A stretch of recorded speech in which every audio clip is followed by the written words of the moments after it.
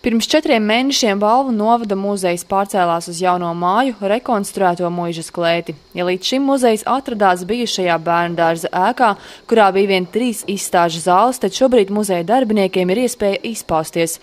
Vairākas izstādes gan pirmajā, gan otrajā stāvā, pastāvīgas ekspozīcijas ikdienu ir pieejamas apmeklētājiem. Muzeja vajadzībām tiek izmantots arī Muižas klēts pagrabs.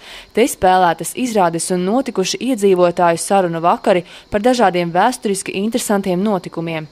Protams, ka šī vēsturiskā aura muzejam ļoti piestāv.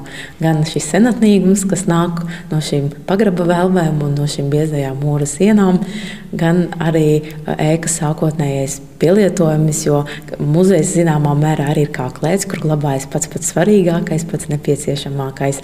Muižas ēku muzeja vajadzībām pirms 7 gadiem pašvaldība iegādājās savā īpašumā, taču tikai pirms 3 šeit sākās ēkas rekonstrukcijas darbi.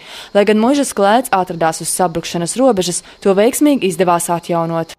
Šogad aprit 20 gadi kopš muzeja pirmās izstādes. Jau tajā laikā, atmodas laikā, kad Balva bija palikuši laikam vienīgais rajons Latvijā, kas bija bez sava muzeja, jau tad virmoja gaisā doma, ka piemērota vieta muzejam būtu šī Muižas klēts, bet dažādu apstākļu dēļ muzejs tika izvietots citās telpās.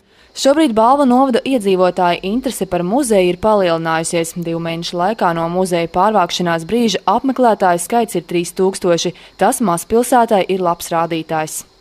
Muzeja misija.